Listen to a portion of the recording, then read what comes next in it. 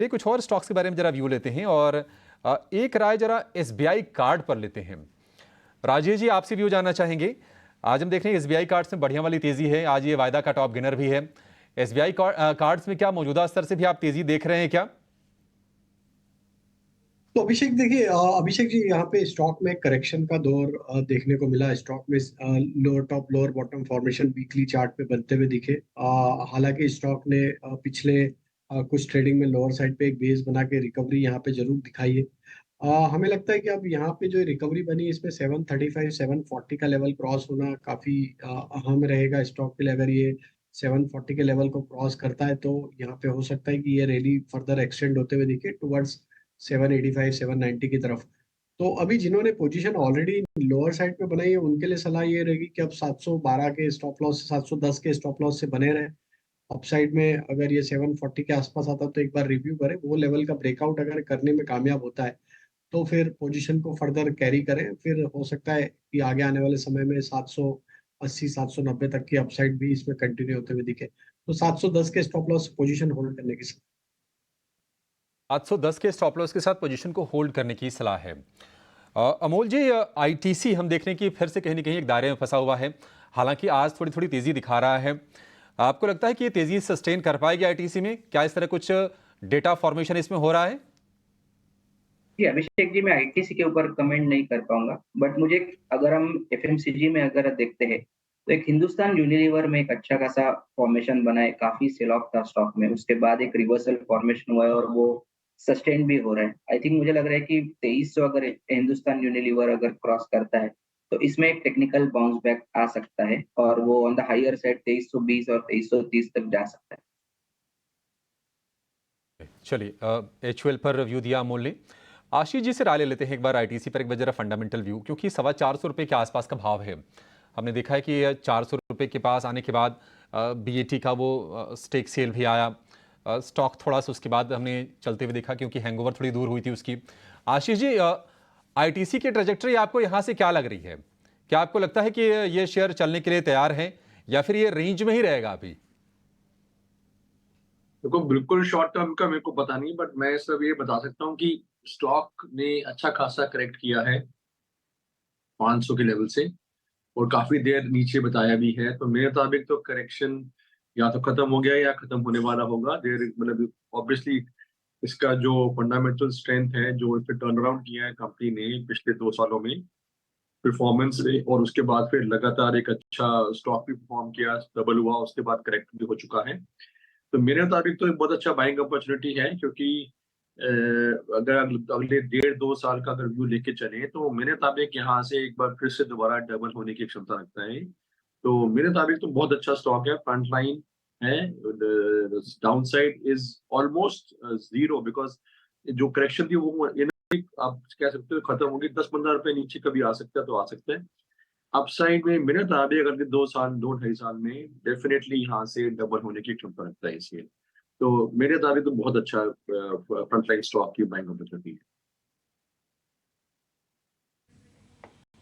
ठीक है, डन। तो आपकी तरफ से एक बेहतर स्टॉक है आईटीसी। नाम है टाटा केमिकल्स। हालांकि अभी भी 3% है, दिन में तो 5% भी हो गया था ऊपर, 1125 पे आ गया ये।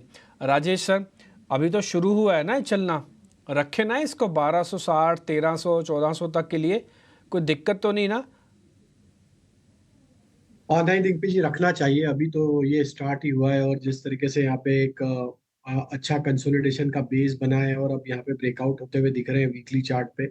यहाँ पे हमें लगता है ये चाल 1250 1300 की तरफ भी बढ़ते हुए दिखेगी। पोजिशनल बेसिस पे जिन्हें बाय एंड होल्ड करना है उनके लिए एक अच्छा प्राइस पॉइंट पे अवेलेबल है टाटा केमिकल।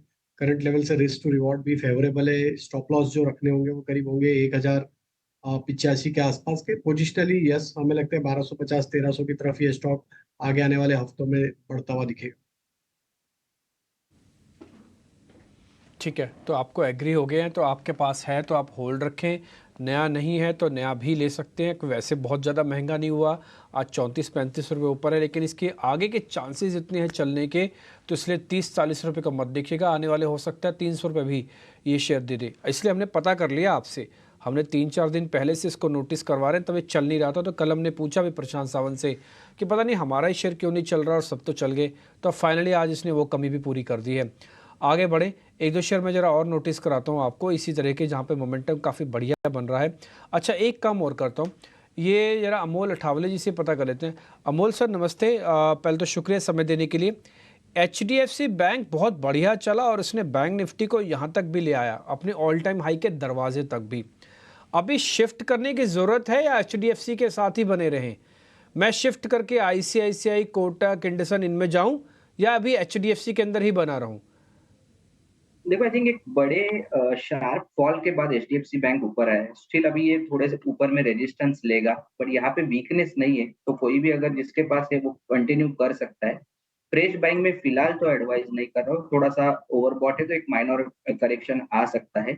अगर हम शिफ्ट करना चाहते हैं तो जैसे कि मैंने बोला कि एक एक्सिस बैंक अच्छा लग रहा है करंट लेवल, क्योंकि बैंक निफ्टी का ओवरऑल फॉर्मेशन अगर हम देखते हैं तो वो कंटिन्यू रहता है। तो आने वाले दिनों में बाकी बैंक्स भी कंट्रीब्यूट कर सकते हैं और वो अच्छे लेवल्स पे अवेलेबल है, जैसे कि axis bank 50 day simple moving average के आसपास है।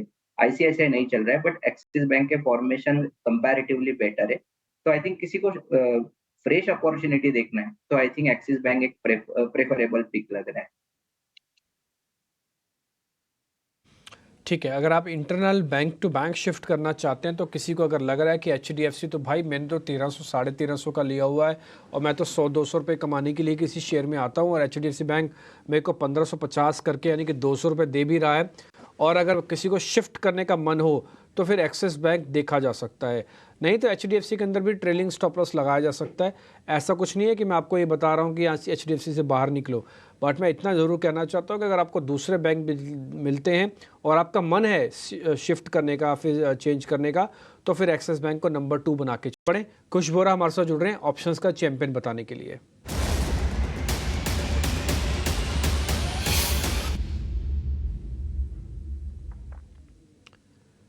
कुछ नमस्ते, बताइए जरा आज का आपका ऑप्शंस का ट्रेड कौन सा है?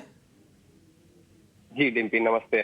देखिए आज का हमारा जो ऑप्शंस का ट्रेड है वो कौन पे है। स्टॉक में हमने एक स्टेडी रिकवरी देखी है। स्टॉक अपने की जो डेली एवरेजेस हैं शॉर्ट टर्म के उनके ऊपर भी ट्रेड कर रहा है। तो यहाँ पे आप 950 का जो कॉल ऑप्शन है ये बाय करें करीब 23 रुपए के आसपास। यहाँ पे आपके टारगेट्स होंगे 28 और 33 रुपए के और 18 रुपए का स्टॉप लॉस रहेगा।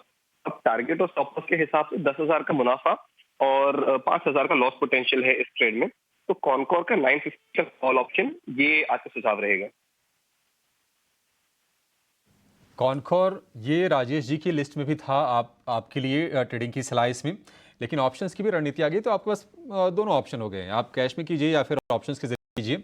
950 वाली कॉल खरीदनी है आपको 23 रुपये के भाव पर, 25 अप्रैल की एक्सपायरी वाली, और लक्ष्य 28 रुपये, दूसरा लक्ष्य 33 रुपये, और स्टॉप लॉस इसमें लगा के चलना आपको 18 रुपये का। अधिकतम मुनाफा 10,000 का, अधिकतम जो नुकसान होगा वो होगा 5,000 रुपये का, यानी कि आधा मुनाफे के मुकाबले। तो ये बेहतरीन स्ट्रेटजी आपके लिए, लेकिन रिस्क डिस्क्लोजर ज़रूर ध्यान रखिए। आपको वित्तीय अनुशासन को फॉलो करना पड़ता है एफएनओ में ट्रेड करते वक्त। अगर नहीं करते हैं आप तो ये 10 में से 9 लोग वही होते हैं जिनको नुकसान होता है, और एफएनओ ट्रेडर्स को जो औसतन जो नुकसान होता है वो होता है तकरीबन 50,000 रुपये का। तो बिल्कुल आप फॉलो कीजिए स्टॉप लॉसेस को, बिल्कुल स्ट्रिक्ट स्टॉप लॉस को आप फॉलो करके ही आप नुकसान से बच सकते हैं एफएनओ के ट्रेड में, उसको आप जोखिम को कम कर सकते हैं। लेकिन